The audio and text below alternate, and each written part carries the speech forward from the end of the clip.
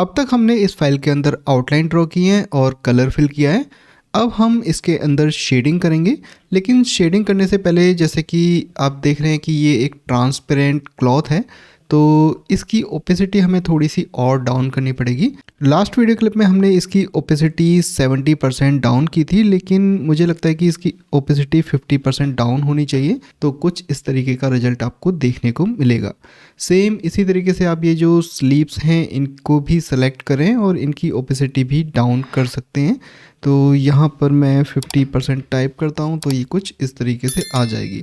अब देखिए जहाँ पे हमने ये आउटलाइन ड्रॉ की थी, जैसे ये पैंट डिटेल्स, तो कुछ इस तरीके से डिटेल्स आ रही हैं और जो देखने में अच्छी नहीं लग रही हैं। तो आप क्या करें कि जो आपका आउटलाइन वाला ग्रुप है या जो फिल कलर वाला ग्रुप है, वहाँ से आप इनकी विजिबिलिटी टर्न ऑफ कर सकते हैं।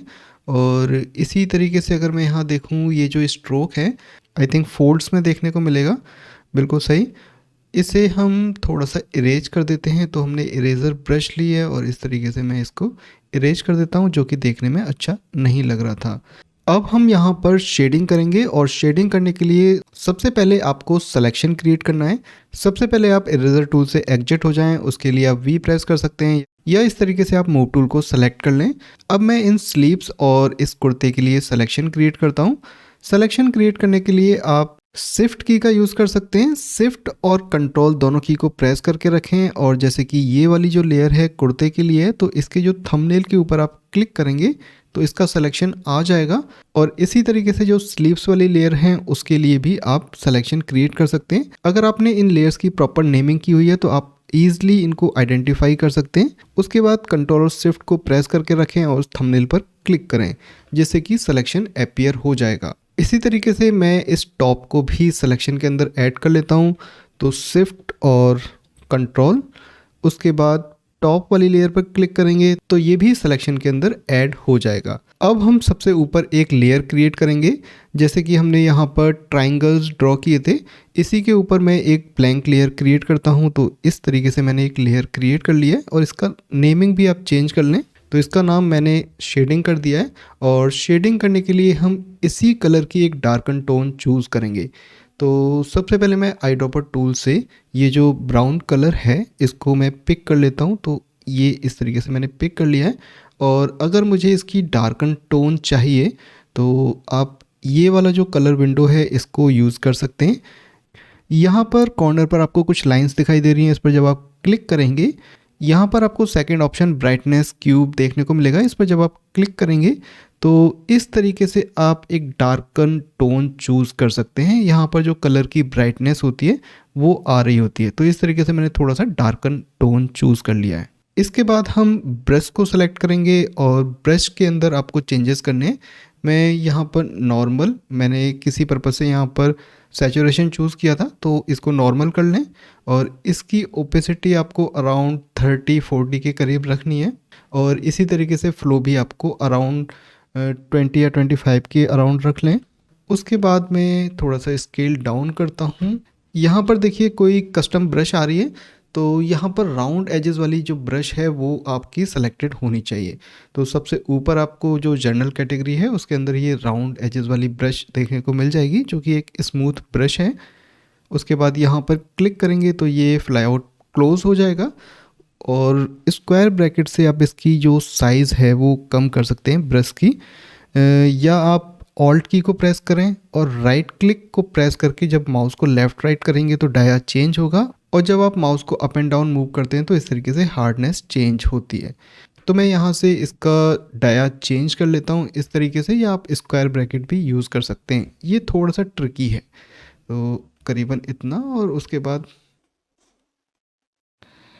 इस तरीके से आप शेडिंग कर लें।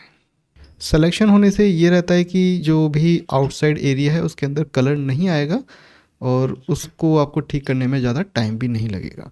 तो थोड़ा सा जूम आउट कर लेता हूँ मैं।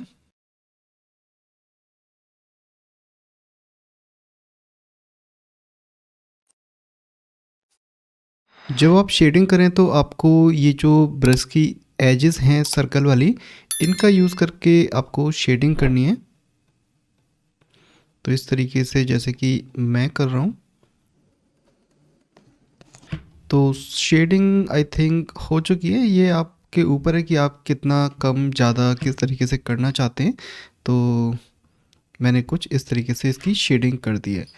इसके बाद मैं एक बार ब्रश टूल से एग्जिट होता हूँ और ये जो सिलेक्शंस हैं इनको भी कंट्रोल डी से डी सेलेक्ट कर देता हूँ। यहाँ पर ये जो आउटलाइन वाली जो लेयर है उसके अंदर ये स्ट्रोक्स हैं, इसकी हमें ज़रूरत नहीं है। तो ये जो आउटलाइन वाला ग्रुप है इसको एक्सपेंड करते हैं और ये जो फोल्ड वाली जो डिटेल्स हैं इसको मैं टर्न ऑफ कर देता हूँ, और चाहें तो आप ये जो पेंट वाली जो डिटेल्स हैं इसको भी टर्न ऑफ कर सकते हैं। तो मैं इसको भी इस तरीके से टर्न ऑफ कर देता हूँ। अब हम यहाँ पर जो फ़ोल्ड क्रिएट करने वाले हैं उसके लिए हम पाथ वाली टैब में आएंगे। यहाँ पर हमें इस तरीके से फ़ोल्ड क्रिएट करने हैं, तो उसके लिए हम फ़ोल्ड वाली लेयर पर क्लिक करते हैं। और स्ट्रोक्स क्रिएट करने के लिए सबसे पहले आप ब्रश की साइज़ चेक कर लें। अगर वो बहुत ज़्यादा बड़ी हुई तो बहुत बड़े स्ट्रोक्स क्रिएट होंगे। और इसकी जो ओपेसिटी है वो भी मैं 100% और फ्लो वो भी 100% कर लेता हूँ। उसके बाद कलर हमने डार्क पहले से ही सेट किया हुआ है, हमें केवल यहाँ से ब्रश की साइज़ कम करनी है। तो अराउंड हम 10 पिक्सल्स के करीब हम इसको रखेंगे, 9-10, जैसे कि कुछ इस तरीके से स्ट्रोक आएगा। थोड़ा सा ज़्यादा भी कर सकते हैं। तो मैंने कुछ 15 के अराउंड स्ट्रोक साइज ली हुई है। उसके बाद हम इस आइकन पर जो सेकंड आइकन है स्ट्रोक अप्लाई करने के लिए उस पर क्लिक करेंगे तो इस तरीके से स्ट्रोक अप्लाई हो गया है। अगर आप इन्हें और डार्क करना चाहते हैं उसके लिए एक बार और क्लिक कर सकते हैं, जैसे कि ये थोड़े से और डार्क हो जाएंगे। उसके बाद यहाँ पर बाहर क्लिक करें, जैसे कि जो लाइंस थी स्ट्रोक वाली वो दिखना बंद हो जाएंगी। आई थिंक हमने यहाँ पर न्यू लेयर क्रिएट नहीं की, ये हमसे गलती हो गई। तो हमें इसको कंट्रोल जेड से अंडू करना पड़ेगा और एक नई लेयर क्रिएट करनी पड़ेगी जो कि इसके फोल्ड्स के लिए होगी। तो मैं यहाँ पर एक न्यू लेयर क्रिएट करता हूँ और इस लेयर को आप थोड़ा सा नीचे कर लें, जैसे कि शेडिंग वाली लेयर है उससे नीचे इसको प्लेस कर लें। उसके बाद पाथ वाली टैब पर जाएंगे और 2 बार मैं इस फोल्ड वाली जो पाथ है इसको सेलेक्ट करके स्ट्रोक वाले आइकन पर क्लिक कर देता हूँ, जैसे कि हमारे स्ट्रोक क्रिएट हो गए हैं। और यहाँ से इस लेयर को भी मैं डीसेलेक्ट कर देता हूँ। अब हमें इसको थोड़ा सा सॉफ्ट करना पड़ेगा, उसके लिए हम गॉसियन ब्लर अप्लाई कर देते हैं।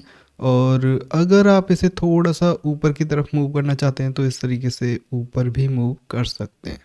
अब हम चलते हैं फ़िल्टर्स, ब्लर, गॉसियन ब्लर, और यहाँ से अपने हिसाब से इसकी रेडियस आप रख लें, जैसे कि मैंने 8 पिक्सल रखी हुई है। ये आपकी डॉक्यूमेंट की साइज़ से भी डिपेंड करता है। तो इस तरीके से ये सॉफ्ट हो जाएंगे। इसके बाद आप चाहें तो इसकी जो एजेस हैं उनको थोड़ा सा शार्प कर सकते हैं, उसके लिए आप यहाँ पर मास्किंग अप्लाई कर लें। मास्किंग अप्लाई करने के बाद हम ब्रश टूल चूज़ करेंगे और इसकी कॉर्नर्स को इस तरीके से जूम करके ब्रश का साइज़ थोड़ा सा बड़ा कर लें, सॉफ्ट ब्रश ले लें और इस तरीके से आप शार्प कर लें। तो इसका रिजल्ट आपको देखने में काफ़ी अच्छा लगेगा। तो मैं यहाँ पर केवल कुछ को इस तरीके से करके दिखा देता हूँ।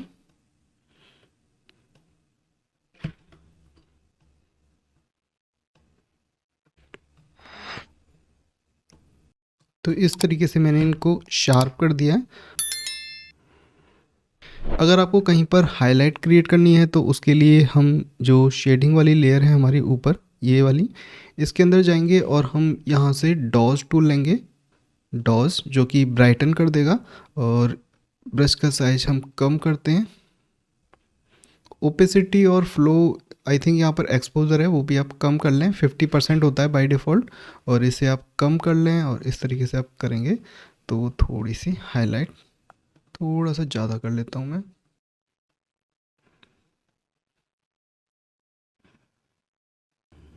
तो इस तरीके से थोड़ी सी ये ब्राइटन हो जाएगी।